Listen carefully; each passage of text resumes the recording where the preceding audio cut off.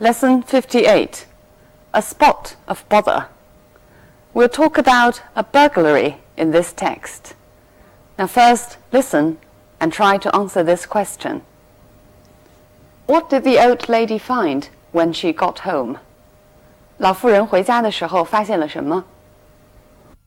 The old lady was glad to be back at the block of flats where she lived. Her shopping had tired her, and her basket had grown heavier with every step of the way home. In the lift, her thoughts were on lunch and a good rest. But when she got out at her own floor, both were forgotten in her sudden discovery that her front door was open. She was thinking that she must reprimand her home help the next morning for such a monstrous piece of negligence, when she remembered that she had gone shopping after the home help had left, and she knew that she had turned both keys in their locks. She walked slowly into the hall and at once noticed that all the room doors were open. Yet following her regular practice, she had shut them before going out. Looking into the drawing room, she saw a scene of confusion over by her writing desk. It was as clear as daylight then that burglars had forced an entry during her absence. Her first impulse was to go round all the rooms looking for the thieves, but then she decided that at her age it might be more prudent to have someone with her. So she went to fetch the porter from his basement. By this time her legs were beginning to tremble. So she sat down and accepted a cup of very strong tea while he telephoned the police. Then, her composure regained, she was ready to set off with the porter's assistance to search for any intruders who might still be lurking in her flat.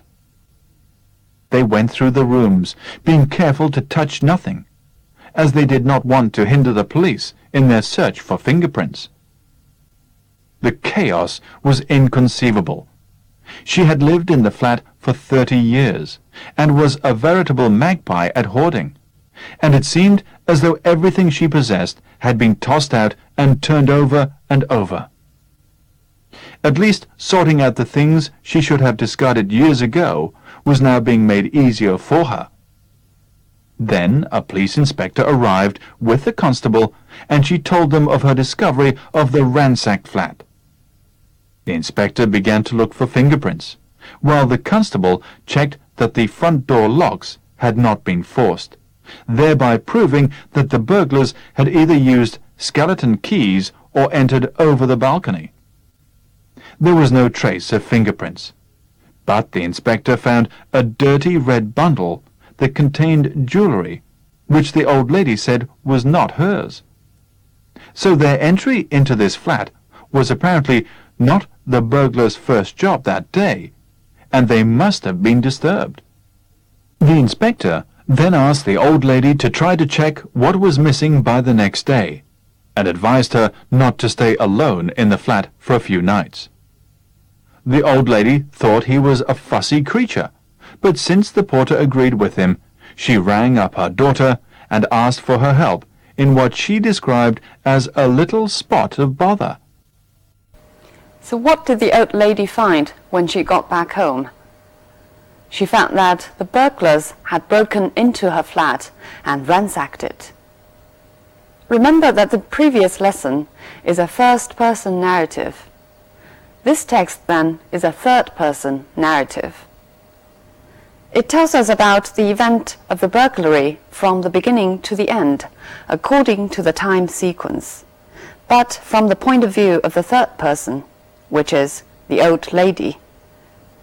Yet it is not exactly a story, for there is no plot, no ups and downs, no beginning and no end. We don't know much about the old lady's background, and by the end of the story, we don't know who the burglars are either. But the focus of the text is not so much on an objective description of the scene of the crime as on the old lady herself, or rather on her reaction throughout the event. Okay, now let's first look at some language points. The old lady was glad to be back at the block of flats. Block here means building. So block of flats means apartment building. For example, they lived in the same block of flats, which is actually an apartment building. Notice apartment building is more an American usage, while block of flats is more British. In this example, however, block means something different. They lived on the same block. Notice the difference in preposition. On the same block, referring to the same area between rows. 这里 block 是街区。She must reprimand her home help, so we can guess that home help here refers to a person. Home help means somebody who is paid to help with the cleaning of home. For such a monstrous piece of negligence, monstrous means very bad, very wrong. For example, it's monstrous to charge that much for a single pair of shoes. It's too bad, it's wrong to charge that much. It was a monstrous injustice to treat a foreigner as an inferior person. Monstrous here in this context means it was very unfair. A monstrous piece of negligence. Negligence means carelessness, inattentiveness.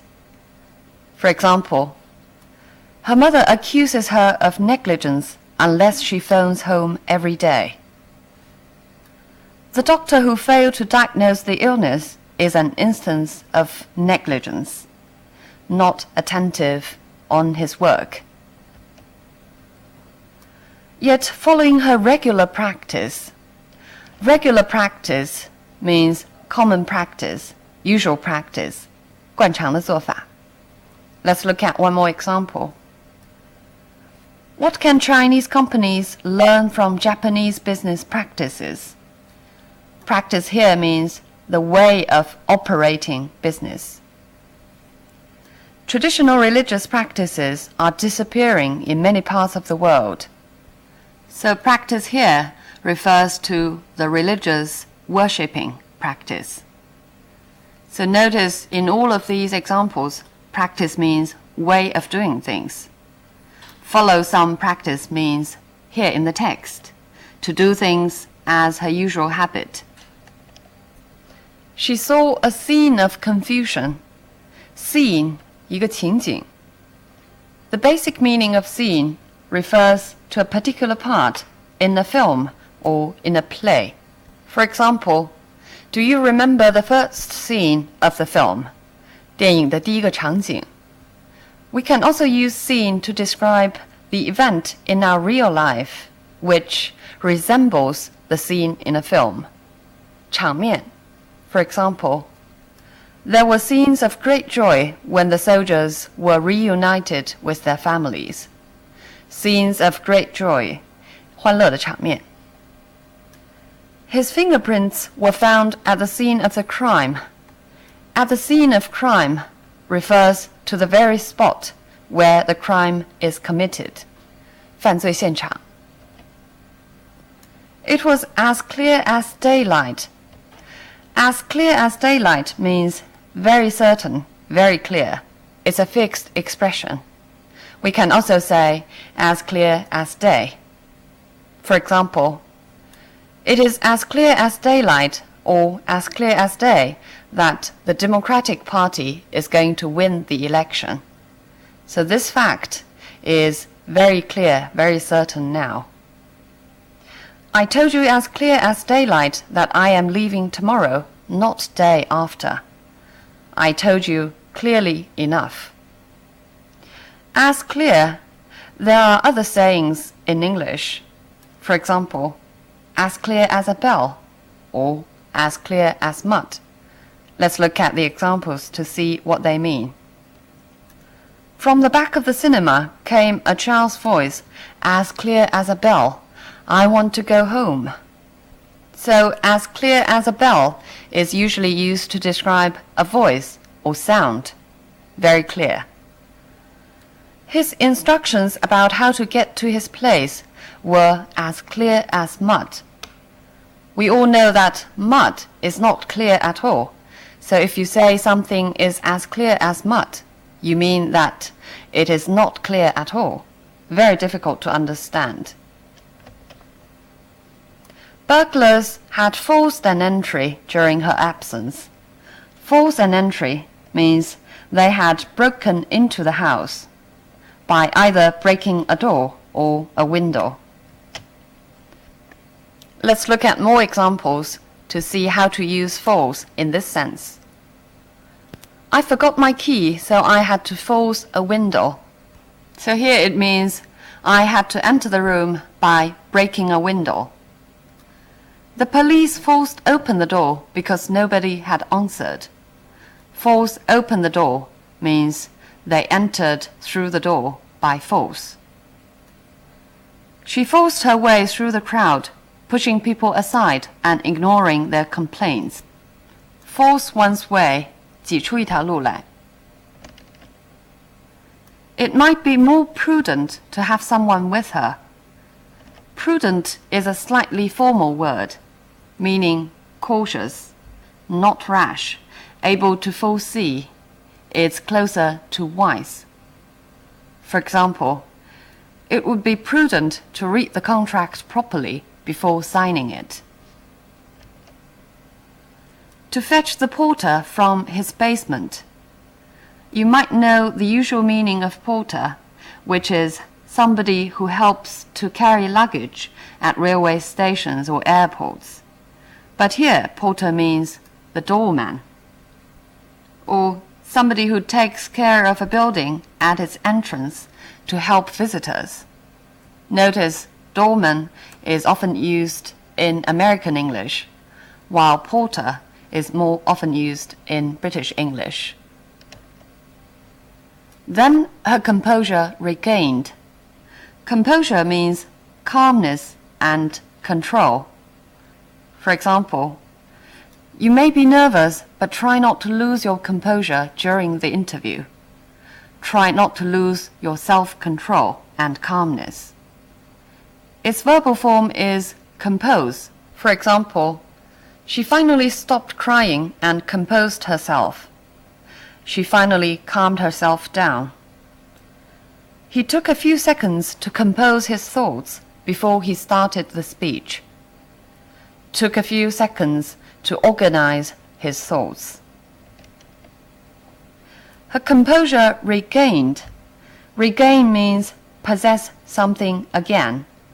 Here it means that her calmness was resumed. Let's look at more examples. The government has regained control of the capital from rebels.